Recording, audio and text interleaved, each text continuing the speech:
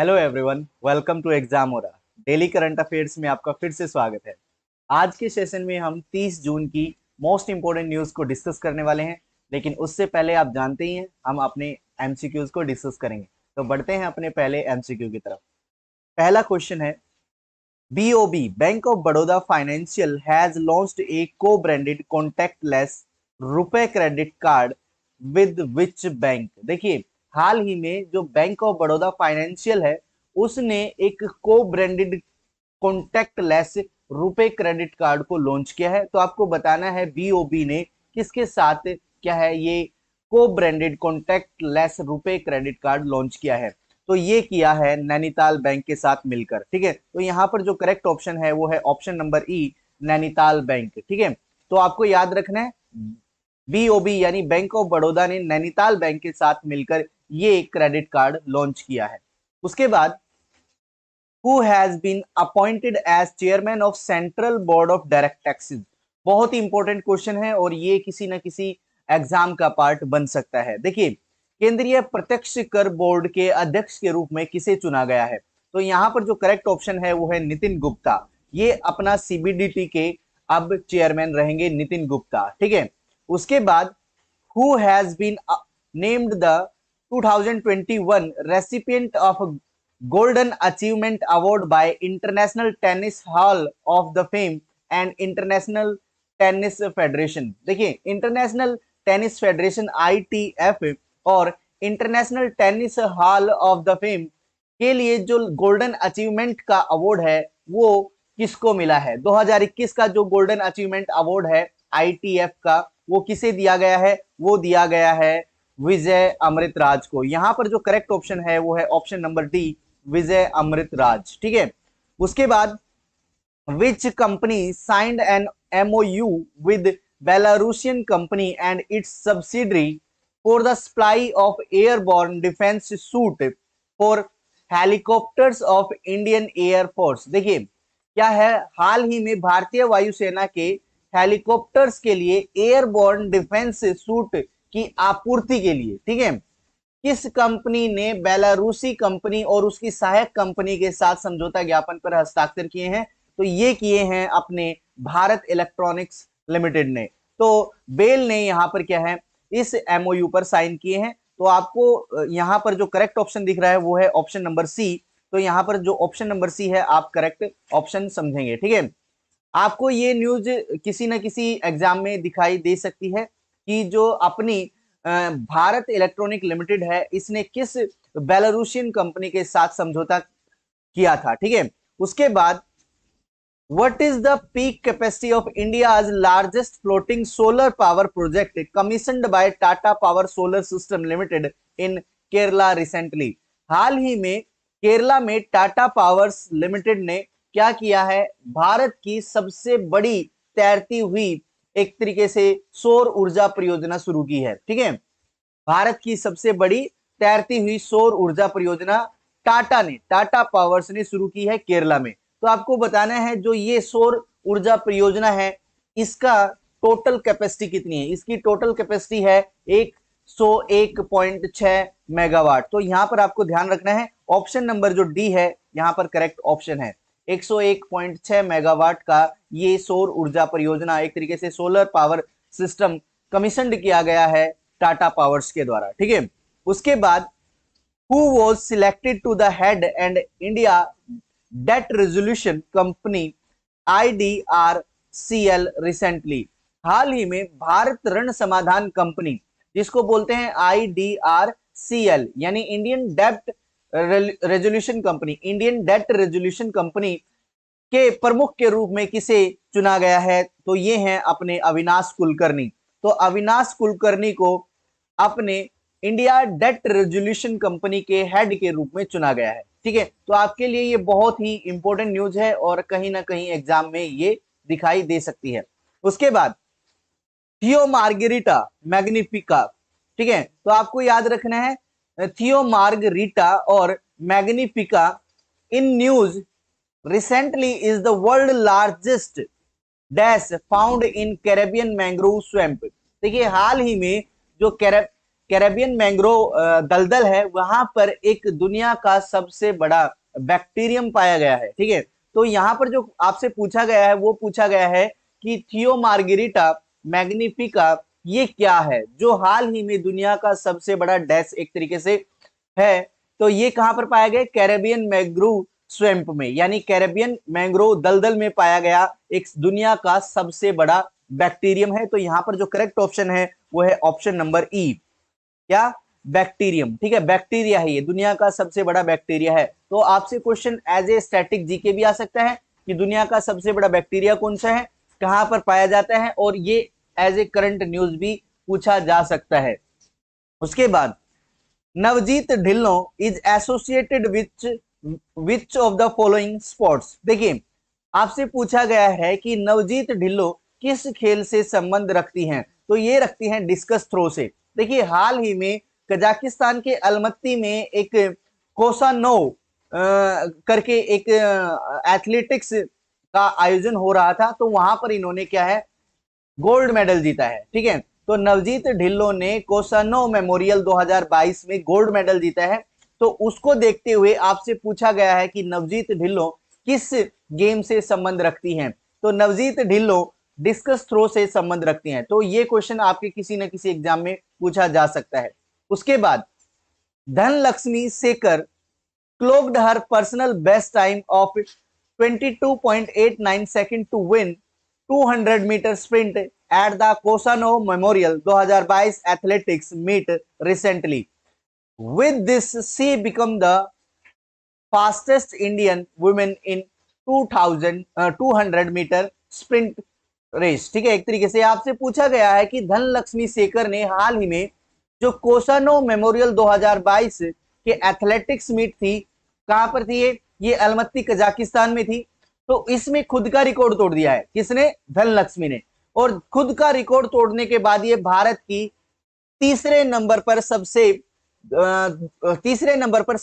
Fastest, सबसे तेज sprinter बन गई है। ठीक है, तो आपको याद रखना है तीसरे नंबर की सबसे फास्ट स्प्रिंटर 200 मीटर की रेस में ये कौन बनी है? धनलक्ष्मी बनी है। पहले नंबर पर सरस्वती है, सरस्वती साहा, और दूसरे नंबर पर है हेमा दास, और तीसरे नंबर पर है धनलक्ष्मी सेकर। तो आप इन तीनों के नाम याद रखेंगे। तो तीसरे नंबर की जो सबसे फास्टेस्ट स्प्रिंटर है वो धनलक्ष्मी है। ठीक है, तो ये तीसरे नंबर की है, तो यहां पर जो करेक्ट ऑप्शन रहेगा वो रहेगा ऑप्शन नंबर बी, थर्ड। उसके बाद S M Krishna was one among the chosen recipient of the first edition of Kempe Gowda International Award given by Karnataka State Government. He is a, देखिए हाल ही में 3 लोगों को चुना गया है कैंपे गौड़ा इंटरनेशनल अवार्ड के लिए। तो यहां पर जो एसएम कृष्णा है उनके बारे में आपसे पूछा गया है कि एसएम कृष्णा कौन है, तो एसएम कृष्णा ये हमारे former chief minister of the state हैं। तो यहां पर जो करेक्ट ऑप्शन है वो है ऑप्शन नंबर ए। उसके बाद dash based Digantara, dash based Digantara, ठीक है, आपको बताना है कि लोकेशन बतानी है, दिगंतरा का हेडक्वार्टर कहां पर है। And dash based Dhruva Space become the first 2 private firm to receive authorisation letter from IN Space. देखिए आपको पता है इन स्पेस क्या करता है, प्राइवेट एजेंसी या प्राइवेट कंपनीज को स्पेस प्रोग्राम में पार्टिसिपेट करने के लिए ऑथोराइज करता है। ठीक है, ये कल की न्यूज थी। तो इन स्पेस ने क्या किया है, 2 प्राइवेट फर्म्स को स्पेस प्रोग्राम्स में पार्टिसिपेट करने के लिए ऑथोराइज किया है। एक तो है दिगंतरा और दूसरा है ध्रुव स्पेस। तो आपको बताना है दिगंतरा कहां पर बेस्ड है और ध्रुव स्पेस कहां पर बेस्ड है, एक तरीके से इनके हेडक्वार्टर कहां कहां पर है। तो दिगंतरा का हेडक्वार्टर है बेंगलुरु में और ध्रुव स्पेस का हेडक्वार्टर है हैदराबाद में। तो यहां पर जो करेक्ट ऑप्शन है वो ऑप्शन नंबर ई है। तो आप याद रखेंगे दिगंतरा बेंगलुरु बेस्ड है और ध्रुव स्पेस ये हैदराबाद बेस्ड है। तो यहां पर ये करेक्ट ऑप्शन रहेगा ई ऑप्शन। उसके बाद which state has issued order regarding the implementation of medical insurance, जिसका नाम है मेडिसेप, ठीक है, scheme for government employees and pensioner. देखिए हाल ही में एक स्टेट गवर्नमेंट ने मेडिसेप करके एक स्कीम लॉन्च की है, एक इनिशिएटिव लिया है जिसमें जो गवर्नमेंट एम्प्लॉइज हैं और पेंशनर हैं उनका इंश्योरेंस किया जाएगा, हेल्थ इंश्योरेंस किया जाएगा, और जो हेल्थ इंश्योरेंस का जो चार्जेस है वो उनकी सैलरी या पेंशन से काट लिए जाएंगे।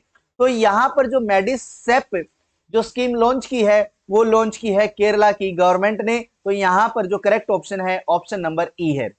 उसके बाद name the author of the book the life and times of George Fernandes. ठीक है, तो जॉर्ज फर्नांडिस जो अपने यूनियन मिनिस्टर केंद्रीय मंत्री भी रहे हैं, उनके ऊपर एक किताब लिखी जा रही है जिसका नाम है the life and times of George Fernandes.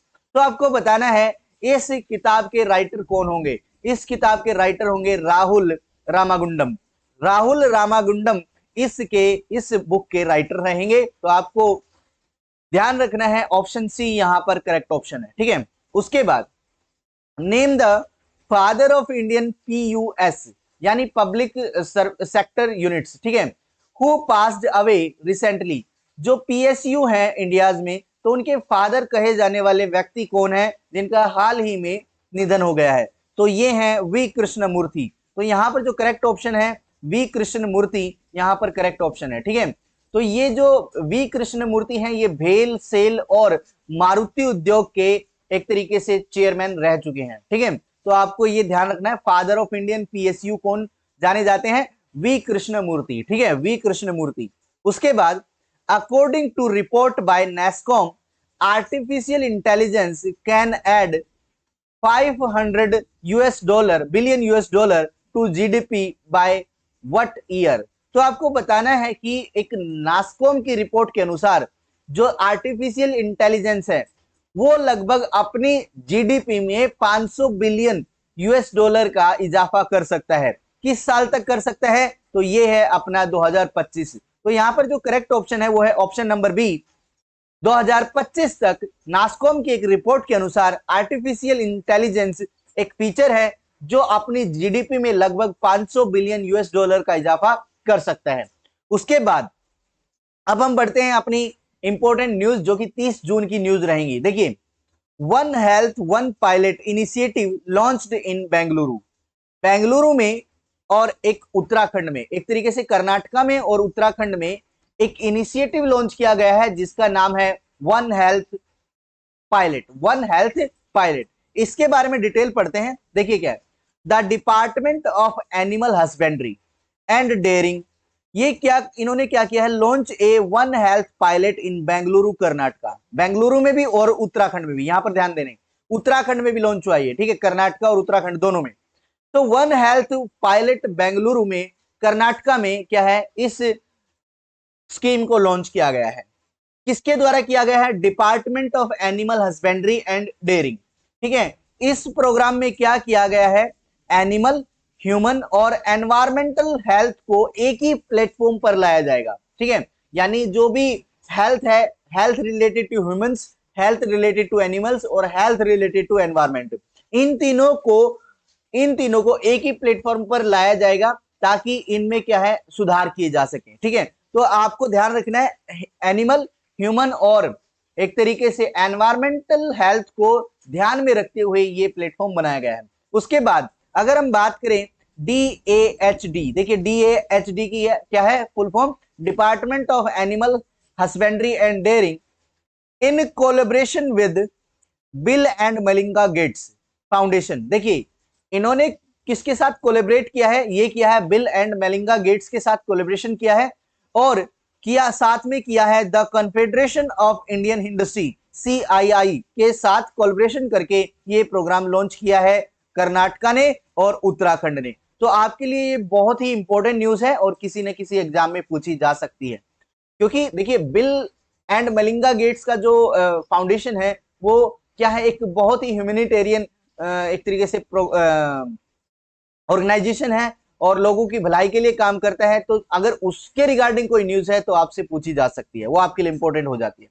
उसके बाद मुकेश अंबानी ने रिजाइन दे दिया है और अब बनेंगे आकाश अंबानी जियो के नए चेयरमैन। ठीक है, तो मुकेश अंबानी ने अपने बड़े बेटे को क्या है, चेयरमैनशिप दे दी है जियो की, ये आप ध्यान रखेंगे। अगर हम बात करें मुकेश अंबानी के सबसे बड़े बेटे की जिसका नाम है आकाश अंबानी, वो टेक ओवर करेंगे as a chairman of Jio Infocomm board के, ठीक है, यानी जियो इन्फोकॉम बोर्ड के चेयरमैन के रूप में अब आकाश अंबानी पदभार संभालेंगे, ठीक है।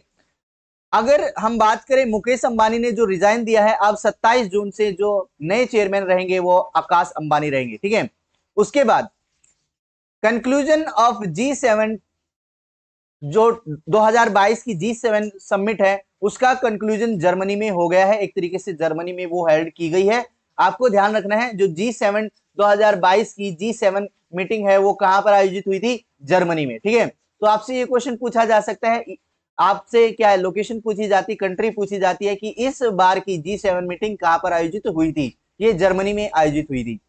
अगर हम बात करें यूनाइटेड नेशन और जो मेजर नेशन है G7 में, उन्होंने क्या किया है, एक एग्रीमेंट और एक कंक्लूजन पर बहस की है, एक तरीके से बातचीत की है। और ये जो एग्रीमेंट है और जो ये एक तरीके से मुद्दा था, मैटर था, वो ये था कि जो चाइना की इकोनॉमी है वो दिन पर प्रतिदिन बढ़ रही है, ठीक है। जो चाइना की इकोनॉमी है वो कहीं ना कहीं इन G7 कंट्रीज के लिए क्या है, थ्रेट है। तो उस थ्रेट को फ्यूचर में निपटने के लिए क्या क्या चीजें इंप्लीमेंट होंगी, क्या क्या हमें सुधार करने चाहिए, इस तरीके के बातों पर, इस तरीके के मैटर्स पर है G7 मीटिंग्स में अब की बार क्या है, एक तरीके से बहस हुई थी, ठीक है, विचार विमर्श किया गया है। अगर हम बात करें जो सेकंड मैटर था G7 मीटिंग का, वो ये था कि रशिया का जो कॉन्फ्लिक्ट है यूक्रेन के साथ वो कैसे सुधारा जाए, ठीक है, वो कैसे खत्म किया जा सके या उस पर क्या और सुधार हो सकते हैं। तो दो मैटर इस बार के G7 मीटिंग के क्या थे, दो मैटर इंपॉर्टेंट थे। एक तो ये था कि चाइना की जो ग्रोइंग इकोनॉमी है वो एक थ्रेट है G7 कंट्रीज के लिए, उसको कैसे उससे निपटा जाए, दूसरा कैसे उसको ओवरकम किया जाए, और दूसरा ये था कि जो रशिया का कॉन्फ्लिक्ट है यूक्रेन के साथ उसको कैसे खत्म किया जा सके। तो ये दो इंपॉर्टेंट क्या थी, मैटर्स थे G7 मीटिंग के। अगर हम बात करें G7 मीटिंग में के मेंबर कौन कौन से हैं, तो ये कनाडा है, फ्रांस है, जर्मनी है, इटली है, जापान है, यूके, यूएसए, यूरोपियन यूनियन। तो यहां पर आप ध्यान रखेंगे कि G7 मेंबर्स कौन कौन से हैं। आपसे पूछा जा सकता है कि इनमें से कौन कौन से G7 मेंबर नहीं है। तो यहां पर G7 member Canada, France, Germany, Italy, Japan, UK, USA और यूरोपियन यूनियन है। अगर हम बात करें तो पहली G7 मीटिंग 1975 में हुई थी फ्रांस में। 47वीं यानी 2021 की पिछले साल की मीटिंग हुई थी यूनाइटेड किंगडम में। 2020 की जर्मनी में हुई है, ठीक है। तो हाल ही में कहां पर हुई है? जर्मनी में 2022 की। 2023 की जो मीटिंग रहेगी वो जापान में रहेगी और 24 की इटली में रहेगी, ठीक है। तो आप इस तरीके से क्या है, जो नेक्स्ट G7 मीटिंग है उनके इवेंट, एक तरीके से उनकी लोकेशन आप याद रख सकते हैं। उसके बाद बिजनेस टाइकून पलोंजी मिस्त्री पास्ड अवे। देखिए हाल ही में पलोंजी मिस्त्री जो कि सपोर्जी पलोंजी के हेड थे, उनका निधन हो गया है। अगर हम बात करें तो ये एक बहुत ही रिनाउंड बिजनेसमैन, बिजनेस टाइकून है पलोंजी मिस्त्री। इनका हाल ही में 93 साल की उम्र में निधन हो जाता है, ठीक है। अगर हम बात करें तो ये चेयरमैन थे सपूरजी पलोंजी ग्रुप के, जो कि इंडिया के लार्जेस्ट बिजनेस फर्म में से एक है। अगर हम बात करें तो ये पद्म भूषण का अवार्ड इनको मिला था 2016 में, ठीक है। तो जो सपूरजी पलोंजी के चेयरमैन है पलोंजी मिस्त्री, उनका निधन हो गया है और ये पद्म भूषण अवार्डी थे, ठीक है, ये आप याद रखेंगे। उसके बाद अर्जुन मेघवाल प्रेजेंटेड विद होली कपिल वस्तु relics brought back from Mongolia. देखिए क्या है, मंगोलिया की रिक्वेस्ट पर हमने कुछ कपिल वस्तु के रेलिक्स मंगोलिया भिजवाए थे, क्योंकि वहां पर कुछ इवेंट हो रहे थे, कुछ फेस्टिवल्स हो रहे थे, जिनमें जरूरी था, जो वो दिखाना चाहते थे बुद्धा के कुछ रेलिक्स को। तो क्या है, अर्जुन मेघवाल हमारे क्या है, एक तरीके से ministry of state of parliamentarian affairs and culture, इनकी सहमति से जो रेलिक्स है मंगोलिया भेजे गए थे। अब जैसे ही इवेंट खत्म हुआ तो उन्होंने क्या किया, इन रेलिक्स को दोबारा सौंप दिया है अपने अर्जुन मेघवाल को, ठीक है। तो डिटेल पढ़ते हैं, देखिए क्या है। एक 12 डे एग्जीबिशन था, कहां पर था, ये था बत्सगान टेम्पल, और ये कहां पर है, गंदन मोनेस्ट्री मंगोलिया में, ठीक है। गंदन मोनेस्ट्री मंगोलिया में एक बत्सगान टेम्पल में एक 12 दिन का एग्जीबिशन था, और इसमें जो 4 होली रेलिक्स थे, अवशेष थे बुद्धा के, वो हमने भिजवाए थे वहां पर एग्जीबिशन के लिए, ठीक है। तो ये जो रैलिक्स हैं ये प्रेजेंट किए गए हैं दोबारा यूनियन मिनिस्टर श्री अर्जुन मेघवाल गाजियाबाद में, मतलब उसको लौटा दिए गए, सौंप दिए गए हैं कि लो भाई हमारा एग्जीबिशन खत्म हो गया है, अब ये इंपॉर्टेंट रैलिक्स है फोर, ये अब हम आपको दोबारा सौंप देते हैं। ठीक है, ये आपको ध्यान रखना है। और जो अर्जुन राम मेघवाल हैं वो क्या है, minister of state parliamentarian parliamentary मेंट्री अफेयर्स एंड कल्चर है। ठीक है, तो ये आप ध्यान रखेंगे। उसके बाद Honey testing lab in Nagaland inaugurated by union agriculture minister. देखिए हमारे जो यूनियन एग्रीकल्चर मिनिस्टर हैं इन्होंने नागालैंड में एक हनी टेस्टिंग लैब का एक तरीके से उद्घाटन किया है। ठीक है, हनी टेस्टिंग लैब का उद्घाटन किया है। During the visit to Nagaland union minister for agriculture and farmer welfare Narendra Singh Tomar. ठीक है, तो हमारे एग्रीकल्चर मिनिस्टर कौन है, नरेंद्र सिंह तोमर है। इन्होंने एक विजिट के दौरान, नागालैंड विजिट के दौरान दीमापुर में एक दीमापुर हनी टेस्टिंग लेबोरेटरी का उद्घाटन किया है। Honey testing Dimapur Honey testing laboratory का उद्घाटन किया है अपने नरेंद्र सिंह तोमर जो कि एग्रीकल्चर मिनिस्टर है। अगर हम बात करें तो ये हनी टेस्टिंग लेबोरेटरी क्या करेगी, ये फैसिलिटी प्रोवाइड करेगी बी कीपर्स को और प्रोड्यूसर्स को। तो क्या फैसिलिटी होगी कि वो अपना हनी टेस्ट करवा सकते हैं। ठीक है, हनी की गुणवत्ता की जांच करवा सकते हैं। तो ये दीमापुर हनी टेस्टिंग लेबोरेटरी वहां के बी कीपर्स को और एक तरीके से वहां के हनी प्रोड्यूसर्स को कुछ न कुछ सहायता प्रदान करेगी। ठीक है, अगर हम बात करें एग्रीकल्चर मिनिस्टर और फार्मर वेलफेयर मिनिस्टर कौन है, ये है नरेंद्र सिंह तोमर। और नागालैंड के एग्रीकल्चर मिनिस्टर हैं जी कैटो और नागालैंड के सेक्रेटरी चीफ सेक्रेटरी हैं जे आलम और यहाँ के हॉर्टिकल्चर कमिश्नर हैं प्रभात कुमार। ठीक है, एक तरीके से ये आप याद रख सकते हैं, अगर याद हो जाए तो बहुत ही अच्छी बात है, आपसे पूछा जा सकता है। उसके बाद जोमेटो ने एक्वायर किया है ब्लिंकिट को 4447 करोड़ रुपए में। ठीक है, 4447 करोड़ में जोमेटो ने ब्लिंकिट को खरीद लिया है। ठीक है, अगर हम बात करें जोमेटो जो कि ऑनलाइन फूड डिलीवरी प्लेटफॉर्म है, इन्होंने अनाउंसमेंट किया है कि उन्होंने खरीद लिया है ब्लिंक कॉमर्स जिसका नाम है ब्लिंकिट, और इसको पहले ग्रोफर्स इंडिया के नाम से जाना जाता था। ठीक है, ग्रोफर्स इंडिया के नाम से जाने वाली कंपनी जिसका नाम है ब्लिंक कॉमर्स, जिसको शॉर्ट फॉर्म में ब्लिंकिट कहते हैं, इसको खरीद लिया है जोमेटो ने 4447 करोड़ रुपए में। ठीक है, ये आपको ध्यान रखना है कि ब्लिंकिट को खरीदा गया है कितने रुपए में, 4447 करोड़ रुपए में। अगर हम बात करें जोमेटो की स्थापना हुई थी 2008 में। इसके फाउंडर हैं दीपिंदर गोयल और पंकज चड्ढा।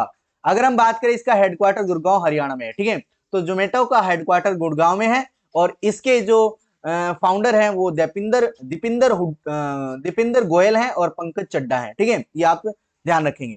उसके बाद S money launch new variable ATM card and offline UPI.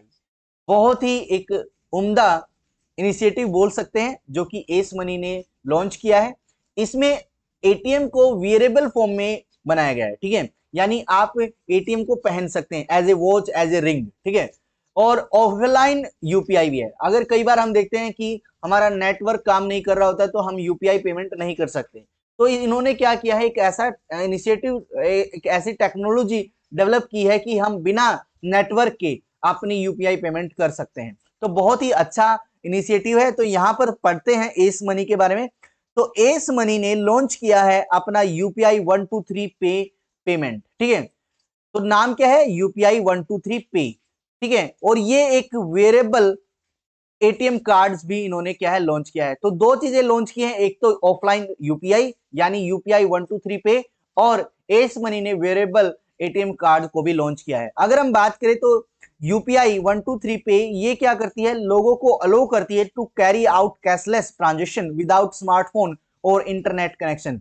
बिना स्मार्टफोन के, बिना फोन के और बिना इंटरनेट कनेक्शन के आप यूपीआई पेमेंट कर सकते हैं यूपीआई 123 पे के द्वारा। ठीक है, अगर हम बात करें जो वेरिएबल एटीएम्स हैं वो एज ए गैजेट डिजाइन किए हैं, जैसे चैन फॉर्म में या फिर रिंग फॉर्म में या फिर एक तरीके से वॉच फॉर्म में। ठीक है, तो ये जो एटीएम है वेरिएबल एटीएम रहेंगे और आप इनको एज ए ऑर्नामेंट और एज ए ऑब्जेक्ट हम इसको वेरिएबल ऑब्जेक्ट हम इनको क्या कर सकते हैं, पहन सकते हैं। उसके बाद उतामा ने जीता है Transilvania trophy at 21st TIFF edition. देखिए TIFF के 21वें संस्करण में उतामा ने जीता है ट्रांसिल्वानिया ट्रॉफी। ठीक है, तो ट्रांसिल्वानिया ट्रॉफी है जो कि उतामा ने जीती है, ये आपको याद रखना है। अगर हम बात करें तो ट्रांसिल्वानिया इंटरनेशनल फिल्म फेस्टिवल है। ठीक है, ट्रांसिल्वानिया TIFF क्या है, ट्रांसिल्वानिया इंटरनेशनल फिल्म फेस्टिवल है, और इसके 21वें संस्करण में उतामा ने क्या जीता है, उनिराई स्क्वायर इन उलुज नपोका। ठीक है, ये वहां के लैंग्वेज में है। ठीक है, ये ऑर्गेनाइज है। ठीक है, एक तरीके से सेरेमनी ऑर्गेनाइज्ड इन द, ये सिटी का नाम है। ठीक है, यहाँ पर ये ऑर्गेनाइज हुआ था ट्रांसिल्वानिया इंटरनेशनल फिल्म फेस्टिवल और 21वां संस्करण। ठीक है, तो यहाँ पर क्या है, उतामा ने अपनी डेब्यूट फिल्म, ठीक है, फिल्म ऑफ डायरेक्टर एलेजेंड्रो लोएजा गिरिस, है ना, गिरिसी, तो इसमें इस डायरेक्टर के द्वारा बनाई गई उतामा ने जीता है क्या है, ट्रांसिल्वानिया इंटरनेशनल फिल्म फेस्टिवल अवार्ड। ठीक है, तो आपको याद रखना है। तो नाम थोड़े से अजीब हैं लेकिन आप याद रखेंगे। उसके बाद Ben Silbermann CEO of Pinterest, ठीक है, Pinterest step down from the post. ठीक है, तो आपको याद रखना है जो पी इंटरेस्ट कंपनी है, ठीक है, एक सोशल मीडिया साइट है पी इंटरेस्ट, इसके चीफ एग्जीक्यूटिव जिसका नाम है बैन सिल्बरमैन, सिल्बरमैन ने क्या किया है, अपने पद से इस्तीफा दे दिया है, और उसने कहा है कि जो नेक्स्ट जो CEO बनेंगे वो बनेंगे Google commerce executive bill Reddy. ठीक है, तो पिंटरेस्ट के नए CEO कौन बन गए हैं, बिल रेड्डी बन गए हैं। ठीक है, जो गूगल कॉमर्स एग्जीक्यूटिव हैं, और सिल्बरमैन क्या है, इसके फाउंडर भी हैं बैन सिल्बरमैन, और इसके क्या थे, CEO भी थे। उन्होंने स्टेप डाउन कर दिया है, अब वो रहेंगे एग्जीक्यूटिव चेयरमैन। ठीक है, तो उन्होंने नया पद, एक तरीके से नई पोस्ट संभाल ली है एग्जीक्यूटिव चेयरमैन की, और जो CEO की पोस्ट थी वो दे दी है बिल रेड्डी को। तो जो आपसे पूछा जा सकता है कि पी इंटरेस्ट के फाउंडर कौन है, ये हैं बैन सिल्बरमैन, बैन सिल्बरमैन। ठीक है, तो आप याद रखेंगे। उसके बाद Telangana government opens T hub facility, Telangana government ने क्या किया है, टी हब फैसिलिटी को लॉन्च किया है।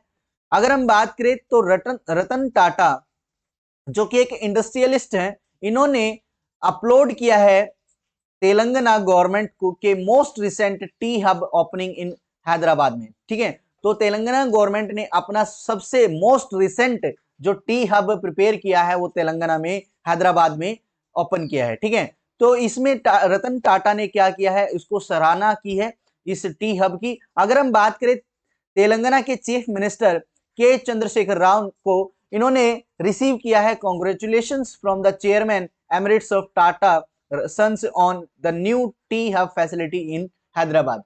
ठीक है, एक तरीके से क्या है, जब तेलंगाना गवर्नमेंट ने इस टी हब को ओपन किया तो क्या है, अपने रतन टाटा ने उनको बधाई दी है। ठीक है, अगर हम बात करें तो टी हब होता क्या है, टी हब एक टेक्नोलॉजी हब है जो कि हैदराबाद बेस्ड इनोवेशन हब है। ठीक है, और इकोसिस्टम एनहेंसर है। देखिए, अगर टेक्नोलॉजी को ग्रो करना है तो एक टेक्नोलॉजी हब बनाया जाता है। ठीक है, तो इसमें जो जरूरी चीजें हैं टेक्नोलॉजी हब में, टेक्नोलॉजी को डेवलप करने में जरूरी एनवायरमेंट है वो तैयार किया जाता है।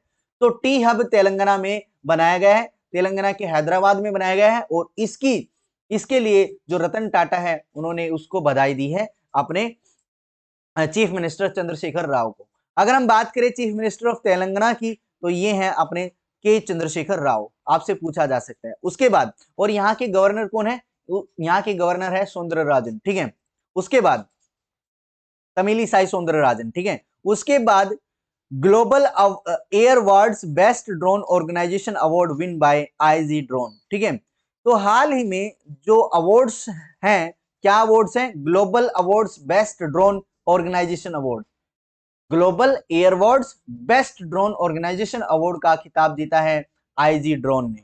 अगर हम बात करें तो ये आईजी ड्रोन एक Delhi based leading drone enterprise platform है जिसका नाम है आईजी ड्रोन। इन्होंने the best drone organisation startup category में air awards, global air awards जीते हैं, अवार्ड जीते हैं। ठीक है, global air awards best drone organisation का अवार्ड जीता है आईजी अवार्ड ने, जो कि दिल्ली बेस्ड है कि ड्रोन मैन्युफैक्चरिंग प्लेटफॉर्म है। ठीक है, उसके बाद ओलंपिक चैंपियन सिडने मैकलाफ्लिन, ठीक है, Sydney McLaughlin break on 400 metre hurdle record, world record. ठीक है, देखिए ओलंपिक चैंपियन है सिडनी मैकलाफ्लिन, इन्होंने अपना ही 400 मीटर हर्डल में क्या है अपना ही रिकॉर्ड तोड़ दिया है। ठीक है, तो आपसे पूछा जा सकता है कि सिडनी मैकलाफ्लिन कौन है, ठीक है, किस खेल से संबंध रखती हैं और इनका रिकॉर्ड क्या था। ठीक है, तो ओलंपिक गोल्ड मेडलिस्ट सिडनी मैकलाफ्लिन ने अपना ही 400 मीटर हर्डल का रिकॉर्ड तोड़ दिया है यूएसए के एक चैंपियनशिप में, और ये जो चैंपियनशिप थी ये यूजिन ओरेगोन में क्या है आयोजित हो रही थी। तो यूजिन ओरेगोन में एक जो चैंपियनशिप हो रही थी, यूएस चैंपियनशिप हो रही थी, उसमें एक ओलंपिक गोल्ड मेडलिस्ट सिडनी मैकलाफ्लिन ने अपना ही 400 मीटर हर्डल का रिकॉर्ड तोड़ दिया है। ठीक है, और इनका जो अब रिकॉर्ड बन गया है वो 51.41 सेकंड हो गया है। ठीक ठीक है, यानी 400 मीटर की रेस 51.41 सेकंड में इन्होंने कंप्लीट कर दी है। उसके बाद Iran Argentina applies to join China Russia in BRICS club. ठीक है, तो ईरान ने और अर्जेंटीना ने रिक्वेस्ट की है कि उनको भी शामिल कर लिया जाए ब्रिक्स कंट्रीज में। ठीक है, तो ये बहुत ही इंपॉर्टेंट न्यूज है और आपसे पूछा जा सकता है कि हाल ही में अगर ये शामिल हो जाती है ब्रिक्स में, ठीक है, तो एक तो ब्रिक्स का नाम चेंज हो जाएगा, और ये शामिल हो जाती है अगर ब्रिक्स में, तो आपके लिए एक न्यूज बन जाती है कि हाल ही में किस देश को शामिल किया गया है ब्रिक्स एलियंस में। ठीक है, तो ईरान ने क्या किया है, एक एप्लीकेशन सबमिट की है to become a member in the group of emerging economy BRICS. तो ब्रिक्स क्या है, ब्रिक्स वो कंट्रीज हैं, ब्रिक्स कंट्रीज वो कंट्री हैं जो कि ग्रोइंग इकोनॉमी है। तो ईरान और एक तरीके से अर्जेंटीना ने रिक्वेस्ट की है कि उनको भी इस ब्रिक्स में शामिल कर लिया जाए। ठीक है, तो आपको याद रखना है कि ब्रिक्स ग्रुप में कौन कौन सी कंट्री हैं। देखिए ब्रिक्स से ही पता चल जाता है, Brazil, Russia, India, China and south Africa. तो ब्रिक्स की जो कंट्री हैं वो आपको ध्यान रखनी है, और इसमें कौन शामिल होना चाहता है, ईरान और अर्जेंटीना। उसके बाद Eoin Morgan world cup winning captain leaves international cricket.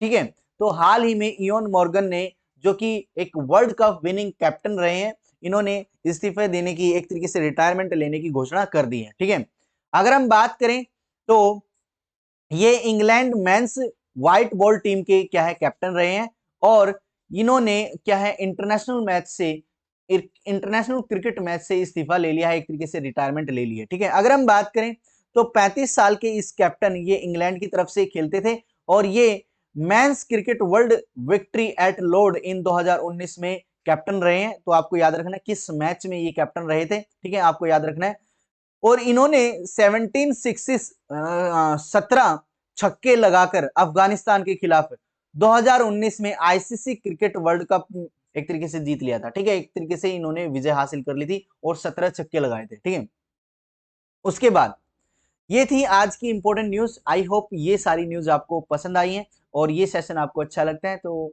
आप इसको लाइक कीजिए, शेयर कीजिए और सब्सक्राइब कीजिए चैनल को। Thank you very much.